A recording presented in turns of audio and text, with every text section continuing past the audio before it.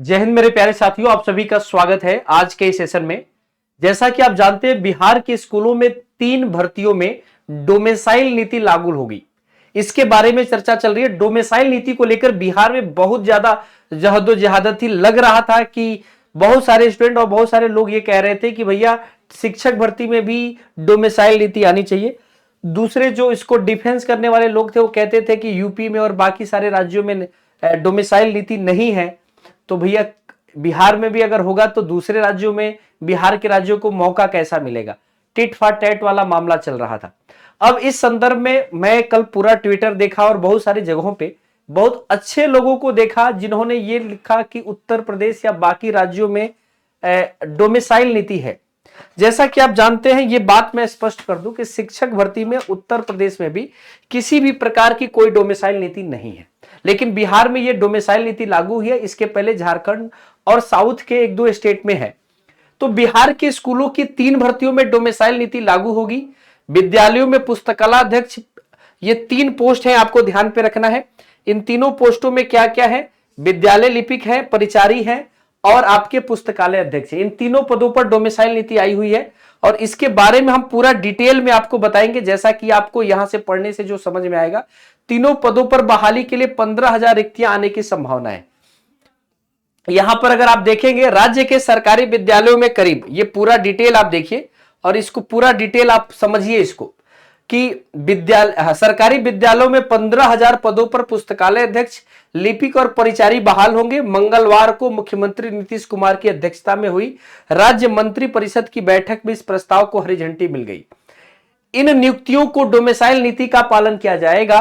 3 पदों पर चयन के लिए जो योग्यता तय की गई है उसके अनुसार आवेदक को भारत का नागरिक होने के साथ साथ बिहार का निवासी होना अनिवार्य है। यानी अन्य स्टेट के युवाओं के लिए ये यहां पर रोक लग गई है। कहा गया है अन्य राज्यों के निवासी इस पद के लिए आवेदन नहीं कर सकेंगे। शिक्षा विभाग द्वारा तैयार नियुक्ति नियमावली में यह प्रावधान है। बैठक के बाद कैबिनेट विभाग के अपर मुख्य सचिव डॉक्टर एस सिद्धार्थ ने बताया कि 3 पदों पर नियुक्ति के लिए अलग अलग नियमावली की राज्य कैबिनेट में मंजूरी मिल गई है। यानी जो शिक्षा नियमावली थी उससे इन तीनों को अलग कर दिया गया है, क्योंकि वहां पर डोमिसाइल की बात नहीं हो रही है, लेकिन यहां पे डोमिसाइल की बात हुई है। तो डोमिसाइल तभी हो सकता है जब नई नियमावली हो, तो वो नई नियमावली को कैबिनेट परिषद से पास होना पड़ेगा। तो इसके लिए ये लोग बैठक किए हैं और उसको पास किया गया है, या जब नई नियमावली बन गई है तब कहा जा रहा है कि इन 3 पदों पर डोमिसाइल नीति की बात होगी। अब एक साधे देखिएगा, इससे 2 चीजें साध ले गए ये लोग। एक की डोमिसाइल नीति के लिए जो लोग डोमिसाइल के बारे में लगातार मांग कर रहे थे उनको डोमिसाइल वाली चीजें मिल जाएगी, और अन्य राज्यों को शिक्षक भर्ती अगर बीपीएससी टीआरई 4.0 देते हैं तो उनको वहां से वो वहां का आवेदन कर सकेंगे। विद्यालय पुस्तकालय अध्यक्ष नियुक्ति स्थानांतरण अनुशासनिक कार्रवाई एवं सेवा शर्त नियमावली 2025 को मंजूरी मिलने से इसका नाम जो है, इस नियमावली का नाम क्या है? विद्यालय पुस्तकालयाध्यक्ष नियुक्ति और स्थानांतरण और अनुशासनिक कार्रवाई एवं सेवा शर्त नियमावली 25 को मंजूरी मिलने से अब इन पदों पर नियुक्ति का रास्ता साफ हो गया है। बहाली बीपीएससी से होगी। यह संवर्ग जिला स्तरीय है। हाई स्कूलों में 14 साल बाद पुस्तकालयाध्यक्ष की नियुक्ति होगी। इसके पहले 11-12 में पुस्तकालयाध्यक्ष की नियुक्ति हुई थी। मेरे प्यारे साथियों, पुस्तकालयाध्यक्ष की अर्हता क्या होगी? एलिजिबिलिटी समझ लीजिए। 45% अंकों के साथ ग्रेजुएशन, यानी ग्रेजुएशन केवल 45% अंक होने चाहिए। आरक्षित वर्ग दिव्यांग महिला के लिए न्यूनतम निर्धारित अंक में 5% की छूट, महिलाओं के लिए 5% की छूट है। पुस्तकालय विज्ञान में स्नातक और पात्रता परीक्षा उत्तीर्ण होना अनिवार्य है। नियुक्ति वर्ष की 1 अगस्त को न्यूनतम 21 वर्ष होनी चाहिए, यानी मिनिमम एज 21 होनी चाहिए।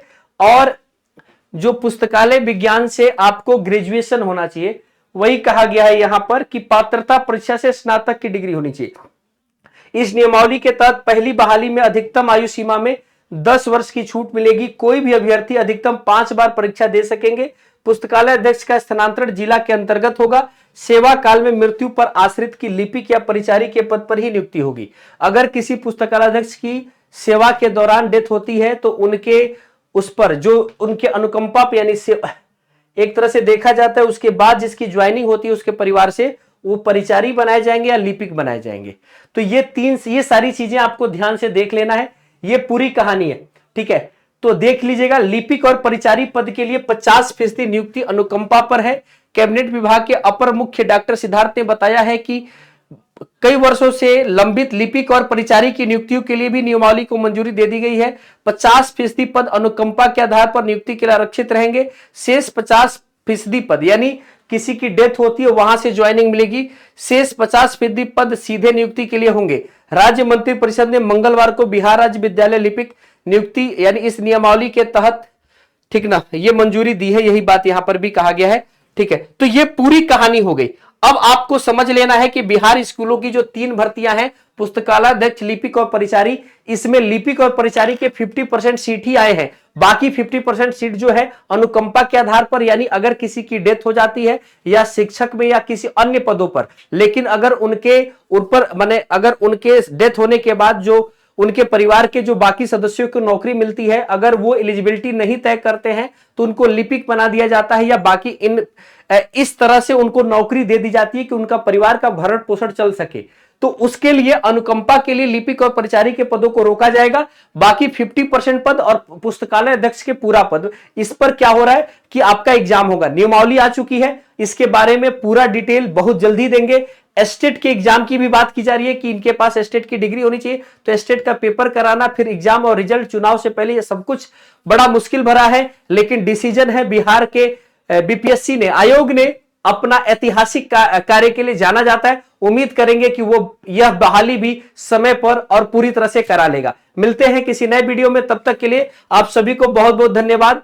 और आप सभी से एक बात यह कहनी है कि वीडियो को लाइक कीजिएगा, चैनल को सब्सक्राइब कीजिएगा। जय हिंद आप सभी को, थैंक यू सो मच।